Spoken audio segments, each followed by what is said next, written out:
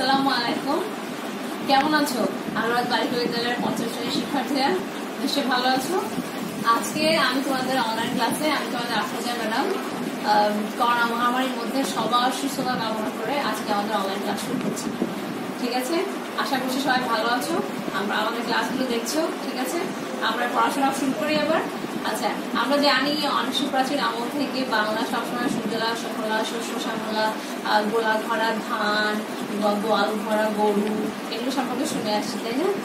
বাংলার এরকম সম্পদ প্রাচুর্য দেখেই কিন্তু বাইরে থেকে সবসময় বাইরের মানুষরা সবসময় আকৃষ্ট হয়েছে বাংলার প্রতি। আর বাংলাকে সবসময় বাংলা এরকম সুজলা সুফলা শস্য শ্যামলা ছিল বলে সুপ্রাচীন আমল থেকে বাংলা সবার আকর্ষণের একটা কারণ ছিল।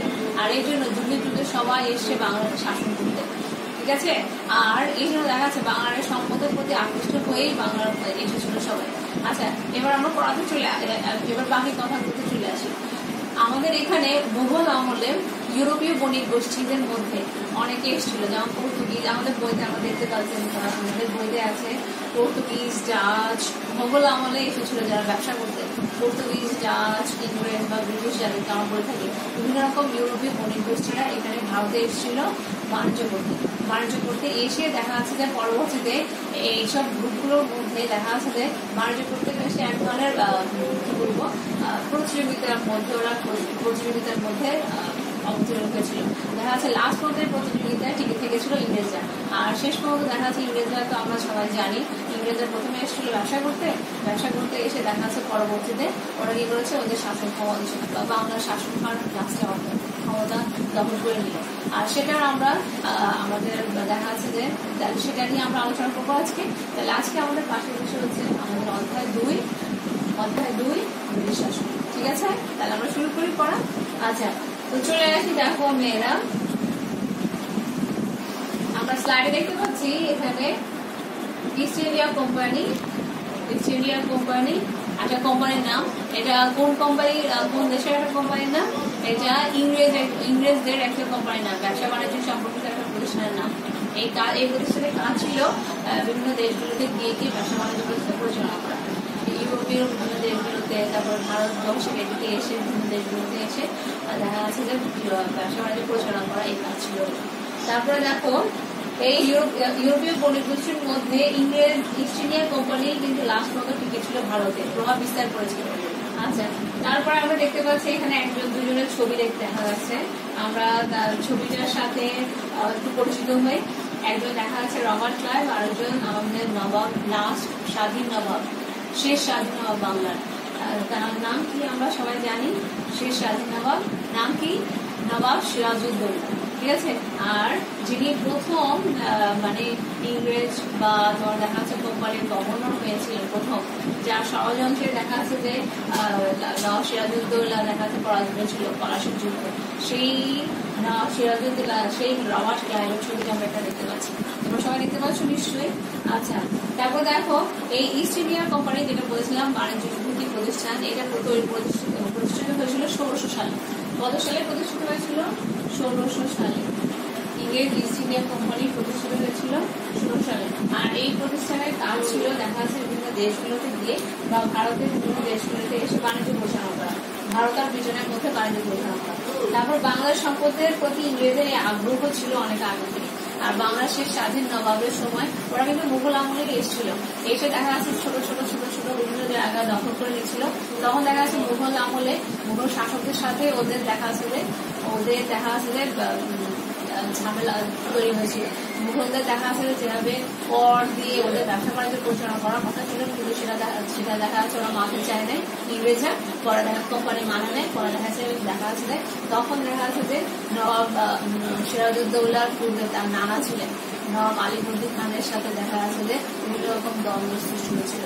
আচ্ছা, যাই হোক, নবাব আলীবর্দী খান মারা যাওয়ার পর 1756 সালে মাত্র 22 বছর বয়সে ক্ষমতায় বসছিলেন। 1756 সালে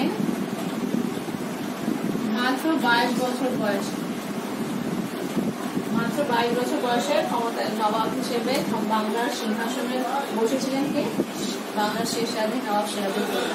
আচ্ছা, তারপর দেখা যাচ্ছে যে তিনি নবাব হওয়ার পর, আচ্ছা বলে রাখি, তার নানার মৃত্যুর পর, তার নানার পরে দেখা যাচ্ছে যে তার নানার পরে ওই ক্ষমতায় ওই জায়গায় দেখা যাচ্ছে নবাব হয়েছিলেন কে, তিনি। কারণ তার নানার কোনো পুত্র সন্তান ছিল না, তার নানার ছিলেন সব কন্যা সন্তান। এই জন্য তার দেখা যাচ্ছে যে নবাব সিরাজউদ্দৌলাকেই দেখা যাচ্ছে তার নানা যোগ্য মনে করেছিলেন নবাব আলীবর্দী খান, আর এই জন্য তাকে দেখা যাচ্ছে ক্ষমতায় বসিয়েছিলেন। আচ্ছা, আর এই জন্য দেখা যাচ্ছে যে তার অন্যান্য তার খালাদের মধ্যে বড় খালা ঘসিলি বেগম, তার পরিবারের অন্যান্য সদস্যদের মধ্যে মানে অন্যান্য পরিবারের অন্যান্য সদস্যরা কেউ কিন্তু এই বিষয়টাকে ভালো করে মেনে নেয়নি, গ্রহণ করতে পারেনি। এই জন্য দেখা যাচ্ছে যে তারা কি করছিল, বিভিন্ন রকম তার বিরুদ্ধে বিভিন্ন রকমের ষড়যন্ত্র লিপ্ত হয়েছিল। নবাব সিরাজউদ্দৌলার বিরুদ্ধে কি ষড়যন্ত্র লিপ্ত হয়েছিল। আর আমাদের এই তরুণ নবাব, অনভিজ্ঞ নবাব দেখা যাচ্ছে যে এই বিষয়গুলো বুঝে উঠলেও, বুঝতে পেরেও দেখা যাচ্ছে যে অত বেশি তো অভিজ্ঞতা সম্পন্ন ছিল না। তার দেশপ্রেম ছিল তার মধ্যে, কিন্তু শুধু প্রসারে যে চিন্তা ভাবনা সেগুলো তার মধ্যে কম থাকার কারণে দেখা যাচ্ছে যে উনি নবাব হিসেবে যেভাবে তার ক্ষমতা পরিচালনা করা বা ধরে রাখার যে বিষয়গুলো সেগুলো আমাদের ঠিকভাবে পারছিলেন না। আচ্ছা, যা হোক, তারপরে দেখো এছাড়াও তার পরিবারের সদস্যরাও ছাড়াও দেখা যাচ্ছে যে তখনকার সময় ব্যবসায়ী গোষ্ঠী রায় দুর্লভ, জগৎ শেঠ এই ধরনের কিছু বণিক গোষ্ঠীদের সাথেও দেখা যাচ্ছে যে তার মতবিরোধ তৈরি হয়েছিল। ঠিক আছে। আচ্ছা, যাই হোক, এরপর দেখা যাচ্ছে ওরাও কিন্তু তখন দেখা যাচ্ছে ইংরেজদের সাথে বিরুদ্ধে গিয়ে নানা ষড়যন্ত্র হয়েছিল। রায় দুর্লভ, জগৎ শেঠদের মতো এই ধরনের বণিকরাও গিয়ে দেখা যাচ্ছে নবাবের বিরুদ্ধে লেগে পড়েছিল, নবাবের বিরুদ্ধে ষড়যন্ত্র লিপ্ত হয়েছিল। আর সর্বশেষ গিয়ে দেখা যাচ্ছে যে এরা এই ধরনের ষড়যন্ত্রে ইংরেজদের সাথে ষড়যন্ত্রে যুক্ত হওয়ার পরে দেখা যাচ্ছে যে ইংরেজরা যেহেতু খুব আগ্রাসী মনোভাবে হয়ে পড়েছিল, তখন দেখা যাচ্ছে যে নবাবের সাথে ওদের সংঘর্ষ লেগে পড়ে এবং সেই সংঘর্ষটা আমরা দেখতে পাই কখন বিভিন্ন বিষয়ে সংঘর্ষ লেগে গিয়েছিল, মতবিরোধ তৈরি হয়েছিল। কারণ তারা এখানে বাণিজ্য করছিল, কিন্তু নবাবের সুযোগ-সুবিধা ছিল নানা রকম সমস্যা তৈরি করছিল এবং নিজেদের মতো করে চলার চেষ্টা করছিল। নবাবের কোনো রকম আদেশ নির্দেশ মানছিল না। তো ফলে দেখা যাচ্ছে নবাবের সাথে ওদের ক্লাস তৈরি হয়ে গিয়েছিল। আর তখন দেখা যাচ্ছে ওদের সাথে সামগ্রিকভাবে একটা যুদ্ধ সৃষ্টি হয়েছিল। আর সেই যুদ্ধটা আমরা দেখতে পাই 1757 সালের 23 জুন তারিখে। আর এই যুদ্ধটার নাম আমরা সাধারণত জেনে 1757 সালে 23 জুনে যে যুদ্ধটি হয়েছিল সেটা হচ্ছে পলাশী যুদ্ধ। ঠিক আছে। আচ্ছা, আবার আমরা সাইডে চলে আসি, একটু দেখাই। দেখো মেয়েরা, আর এই যে পলাশীর যুদ্ধ দেখা যাচ্ছে, পলাশীর যুদ্ধে দেখা যাচ্ছে ইংরেজ বাহিনী নেতৃত্বে ছিলেন লর্ড ক্লাইভ, আর দেখা যাচ্ছে ইস্ট ইন্ডিয়া কোম্পানির নেতৃত্বে ছিলেন লর্ড ক্লাইভ এবং আমাদের নবাব সিরাজউদ্দৌলা। আর এরপর দেখো এই যে পলাশীর প্রান্ত আমরা দেখতে পাচ্ছি, এখানে পলাশীর প্রান্ত দেখা যাচ্ছে। এই যে এটা ভাগীরথী নদী, ভাগীরথী নদীর দিকে দেখা যাচ্ছে যে পলাশীর আম্র বাগান, আম্র কারণে এখানে দেখা যাচ্ছে যে এক পাশে ইংরেজ বাহিনী আর আরেক পাশে দেখা যাচ্ছে যে আচ্ছা এখানে দেখো এই যে আমরা দেখতে পাচ্ছি এখানে এই পলাশীর যুদ্ধে এখানে দেখা যাচ্ছে ইংরেজ সৈন্যবাহিনী থেকে দেখা যাচ্ছে। আচ্ছা, তারপরে চলে আসি, এটা মুর্শিদাবাদে। মুর্শিদাবাদ ছিল তখন বাংলার রাজধানী, আর মুর্শিদাবাদের ছিল তার ক্যাপিটাল, রাজধানী ছিল নবাব সিরাজউদ্দৌলার সময় বাংলার। আচ্ছা, আর এখানে নবাবের প্যালেস দেখা যাচ্ছে। তারপর দেখো আমরা স্লাইডগুলো আগে শেষ করে ফেলি, এরপর দেখা যাচ্ছে বাকি কথাগুলো পরে বলবো। আচ্ছা, তারপরে এখানে দেখতে পাচ্ছি যার ষড়যন্ত্রের কারণে, মীর জাফরের ষড়যন্ত্রের কারণে শাহবাগ নবাব সেদিন এই পলাশীর প্রান্তরে হেরে গিয়েছিলেন, যে আর চক্রান্তের কারণে। তখন কিন্তু সেনাপতি ছিল কে এই যুদ্ধে নবাবের সেনাপতি কে ছিলেন? মীর জাফর আলী খান। এই মীর জাফরের ষড়যন্ত্র দেখো, এই যে মীর জাফর ইংরেজদের কাছে ছুটে গিয়েছে, ষড়যন্ত্র করছিল। এখানে দেখতে পাচ্ছি আমরা ছবিতে। এই মীর জাফরের চক্রান্তেই সেদিন কিন্তু দেখা যাচ্ছে কি হয়েছিল, পলাশীর প্রান্তরে নবাবের বাহিনী পরাজিত হয়েছিল। আর নবাবের বাহিনী পরাজিত হওয়ার পরেই দেখা যাচ্ছে যে আমরা দেখতে পেয়েছি 200 বছরের জন্য ইংরেজদের হাতে চলে গিয়েছিল আমাদের বাংলার ক্ষমতা। আর নবাব সেদিন দেখা যাচ্ছে নবাব পরাজিত হয়েছিল, এবং নবাব দেখা যাচ্ছে যে নবাবকে পরে দেখা যাচ্ছে ওরা ধরে হত্যা করেছিল নবাব সিরাজউদ্দৌলাকে। আমরা এখানে দেখতে পাচ্ছি নবাবের প্যালেস মুর্শিদাবাদে, দেখতে পাচ্ছ। এখন এটা টুরিস্ট প্লেস হিসেবে সবাই ভারতে দেখা যাচ্ছে যে এটা টুরিস্ট প্লেস হিসেবে সবাই যায়, পর্যটকরা যায়, ঘুরে বেড়িয়ে আসে। আচ্ছা, এখানে দেখতে পাচ্ছি ইস্ট ইন্ডিয়া কোম্পানি দেখা যাচ্ছে। প্রথমত ইস্ট ইন্ডিয়া কোম্পানি রুল ছিল 1757 সাল থেকে দেখা যাচ্ছে 1857 সাল পর্যন্ত আমরা ইস্ট ইন্ডিয়া কোম্পানির শাসনের অধীনে ছিলাম 100 বছর মতো, প্রায় 100 বছর। এখানে দেখতে পাচ্ছি দেখো ইস্ট ইন্ডিয়ার সময় বিভিন্ন রকমের এই নবাবদের সাথে দেখো ইস্ট ইন্ডিয়া কোম্পানি হয়ে ইংরেজরা এরা এসে নবাবদের সাথে বিভিন্ন রকম বিভিন্ন জায়গায় ভারতের বিভিন্ন জায়গায় দেখা হচ্ছে যে এসে এসে ওদের সাথে চুক্তি বা বিভিন্ন কথা বলতে চাইলে সেগুলো দৃশ্য দেখতে পাচ্ছি আমরা এখানে। এখানে যুদ্ধ হয়েছিল এই 1757 থেকে 1857 সালে এই সময়টাতে, সেগুলো চিত্র আমরা এখানে দেখতে পাচ্ছি। এটা 1857 সালে যে সিপাহী বিদ্রোহ হয়েছিল সেটা চিত্র এখানে দেখতে পাচ্ছি 10 মে তারিখে, যেটাকে বলা হয় যে ভারতের প্রথম স্বাধীনতা আন্দোলন বলা যায়। ঠিক আছে, আচ্ছা তারপরে দেখো এর পরেটা দেখতে পাচ্ছি আমরা এখানে ইস্ট ইন্ডিয়া কোম্পানি দেখা যাচ্ছে যখন 100 বছরের মতো আমাদের শাসন করেছিল। এই 100 বছর শাসন করেছিল, এরপর দেখা যাচ্ছে 1857 সাল থেকে আবার 1947 সাল পর্যন্ত আবার 100 বছর শাসন করেছিল ব্রিটিশরা, পুরা ব্রিটিশ সরকার, ব্রিটিশ গভর্নমেন্ট। তো তাহলে 100 বছর দেখো, প্রথমে কোম্পানি ইস্ট ইন্ডিয়া কোম্পানি করেছিল 100 বছর, আর এরপরে দেখা যাচ্ছে 1857 সাল থেকে চলে গিয়েছিল ক্ষমতা সরাসরি রানীর হাতে। আর 1857 সাল থেকে 1967 সাল পর্যন্ত রানী আমাদেরকে শাসন করেছিল, মানে ব্রিটিশ রানী, ব্রিটিশ সরকার সরাসরি শাসন করেছিল। তাহলে মোট 200 বছর আমরা ওদের শাসন করতেছিলাম। আচ্ছা দেখো এর মধ্যে কতগুলো গুরুত্বপূর্ণ যুদ্ধ হয়েছিল 1737 সালে, ব্যাটল অফ ভোপাল।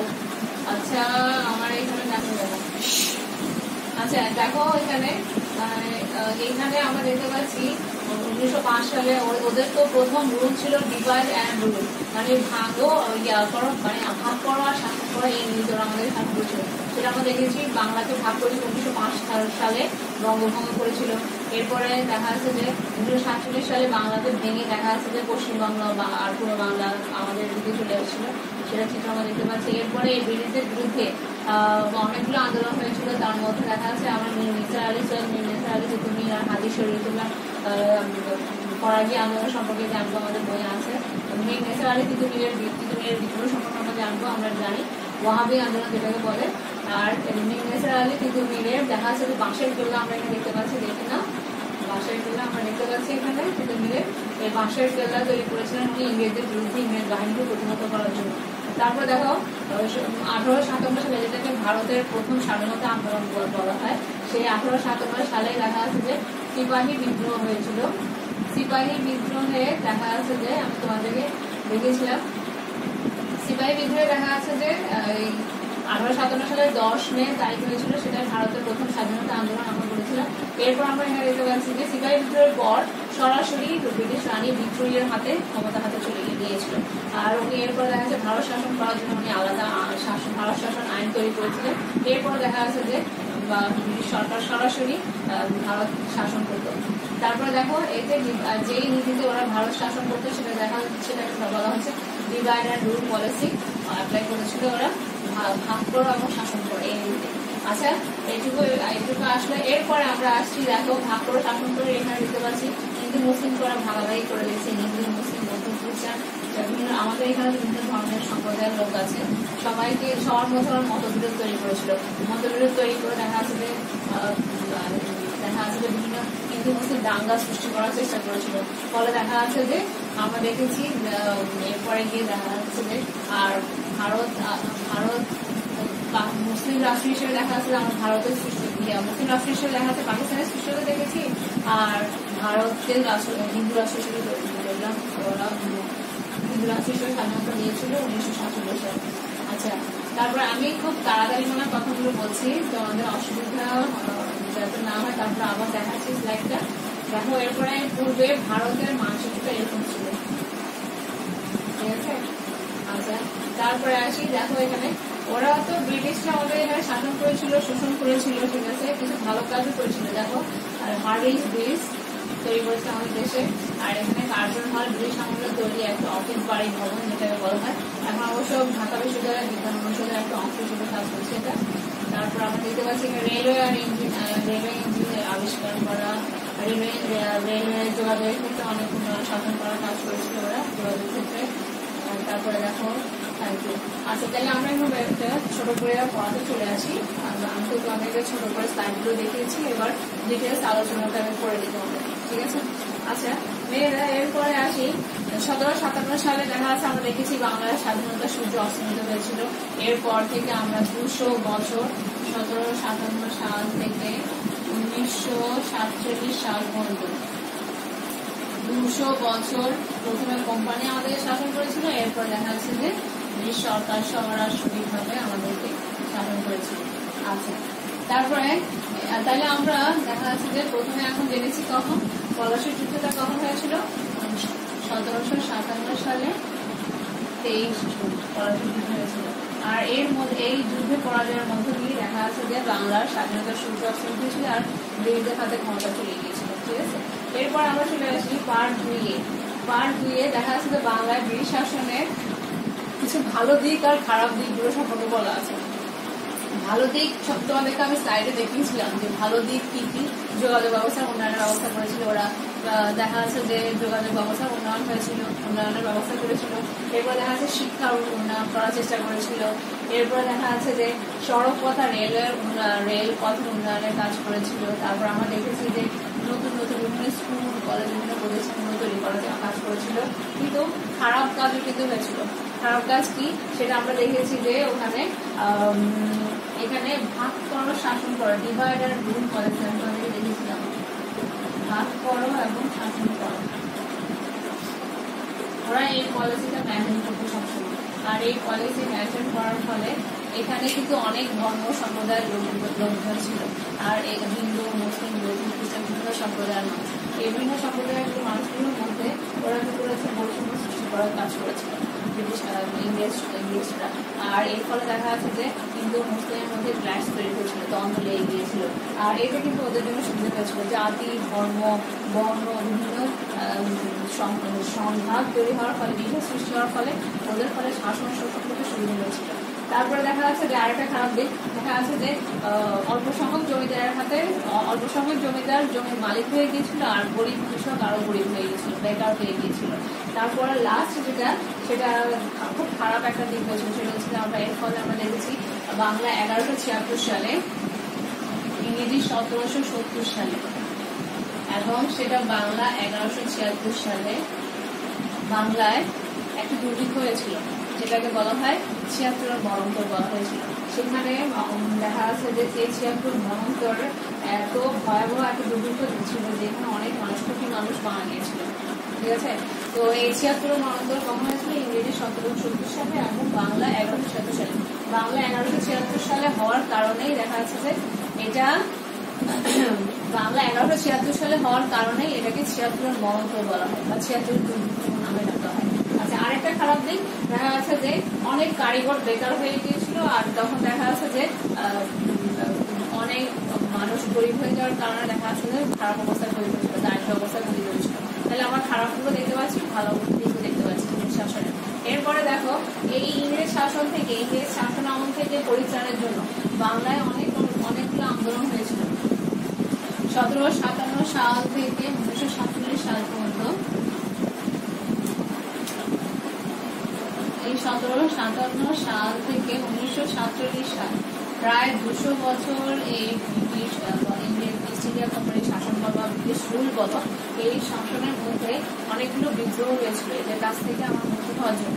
তার মধ্যে কতগুলো আন্দোলনগুলো স্লাইডে আমরা দেখিয়েছিলাম, যে তিতুমিরের আন্দোলনের কথা বলছি, ফকির বিদ্রোহ হয়েছিল, ফরাজি আন্দোলন, যার নেতৃত্বে ছিলেন সঞ্জয় শৈলকুল্লা, এখানে অনেকগুলো আন্দোলন ছিল। তার মধ্যে তোমাদের মনে আছে তিতুমিরের বিদ্রোহটা।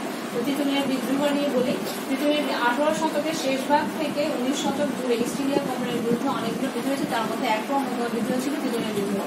আর তিতুমির কি করেছিলেন, ইংরেজদের বিরুদ্ধে, ইংরেজরা তো খুব সুসজ্জিত ছিল, তো ইংরেজদের বিরুদ্ধে তো ওদের যদি দেখা যাচ্ছে যে সুসজ্জিত হতে হয় তাহলে তাকেও একটা বাহিনী গঠন করতে হবে। সেজন্য তিনি কি করেছিলেন, কৃষকদেরকে নিয়ে একটা বাহিনী গঠন করেছিলেন, কৃষক বাহিনীও গড়ে তুলেছিলেন। আর এই কৃষক বাহিনী ইংরেজ ইস্ট ইন্ডিয়া কোম্পানির ইংরেজদের বিরুদ্ধে নিজেদের প্রতিহত করার জন্য উনি একটি বাহিনী গড়ে তুলেছিলেন। আর এই বাহিনীর প্রশিক্ষণ, এই বাহিনীকে প্রশিক্ষিত করার জন্য উনি একটা ফোর্ট বা কেল্লা তৈরি করেছিলেন, যেটা দেখা যাচ্ছে আমরা বারাসতের নারিকুল বাড়িয়া গ্রামে উনি একটা কেল্লা তৈরি করেছিলেন। সেটার নাম বলা হয় কি না, তিতুমিরের বাঁশের কেল্লা। বাঁশ দিয়ে বানানো হয়েছিল, তো এই জন্য এটা বলা হচ্ছে কি বাঁশের কেল্লা, তিতুমিরের বাঁশের কেল্লা। এখানে দেখা যাচ্ছে কৃষকদেরকে প্রশিক্ষণের ব্যবস্থা করেছিলেন উনি। ঠিক আছে, আচ্ছা এবার চলে আসি পরিয়াতে। আর ইংরেজ বাহিনীকে প্রতিহত করার জন্য উনি ছোট ছোট অনেক রকম ইংরেজদের বাহিনীকে প্রতিহত করার কাজ করেছিলেন, ছোট ছোট বা জমিদারদের বিরুদ্ধে না ছোট ছোট আক্রমণ ওদের প্রতিহত করার কাজ করেছিলেন। কিন্তু লাস্টে 1831 সালে 1831 সালে গিয়ে ব্রিটিশ বাহিনী দেখা যাচ্ছে যে সুসজ্জিত হয়ে তার বাঁশের কেল্লার বিরুদ্ধে গিয়ে বাঁশের কেল্লায় আক্রমণ চেয়েছিল। আর দেখা যাচ্ছে তখন ওই যুদ্ধে তিতুমিরের বাহিনী পরাজিত হয়েছিল এবং তিতুমির নিহত হয়েছিলেন। তিতুমিরের নাম কিন্তু তিতুমির না, তিতুমিরের নাম হচ্ছে মীর নিসার আলী ওরফে তিতুমির। আচ্ছা ঠিক আছে, এবার দেখো এরপর তিতুমিরের বিদ্রোহের পর 1857 সালের আরেকটা বিদ্রোহের সম্পর্কে আমরা জানি, সেটা হচ্ছে সিপাহী বিদ্রোহ।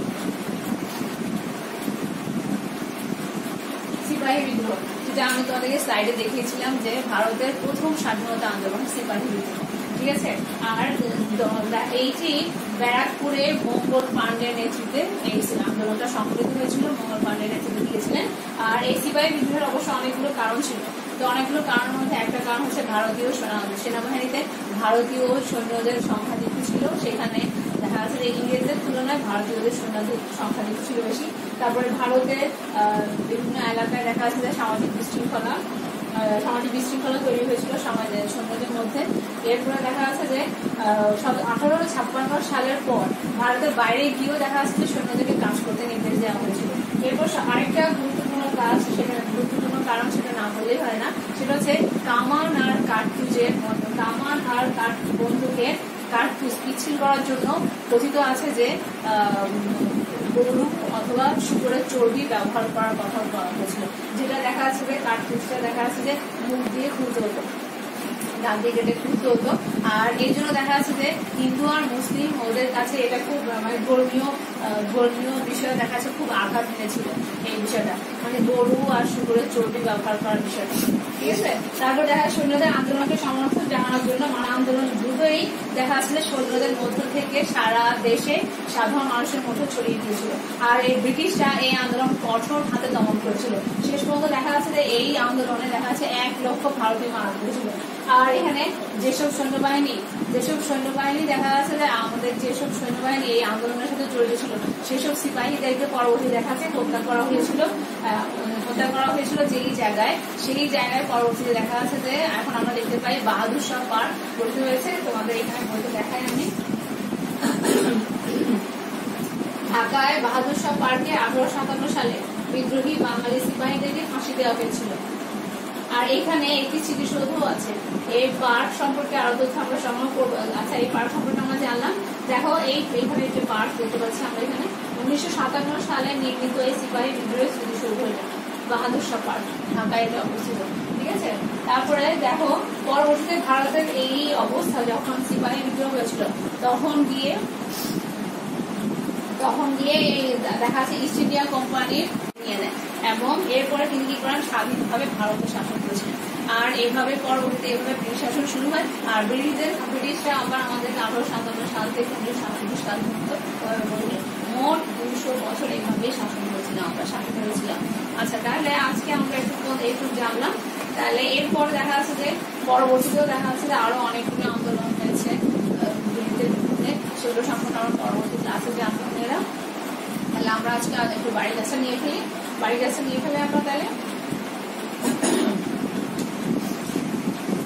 আমাদের বাড়ির কাজের প্রশ্নটা নিয়ে ফেলি। তাহলে আমরা দেখো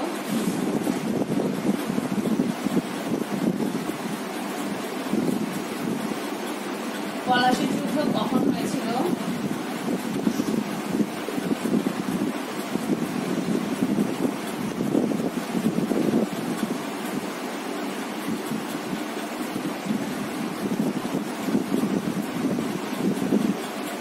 সম্পর্কে 4টি বাক্য লিখো।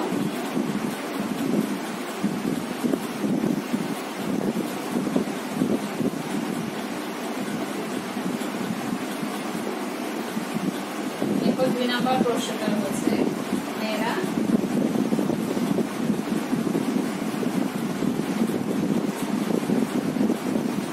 ব্রিটিশ শাসনের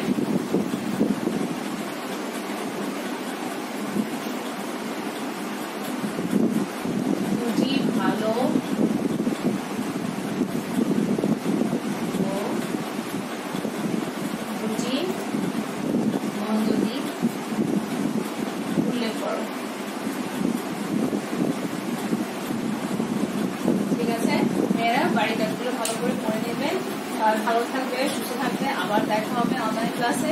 সবাইকে সবার সুস্থতা কামনা করে আজকে ক্লাস শেষ করছি। আল্লাহ হাফেজ।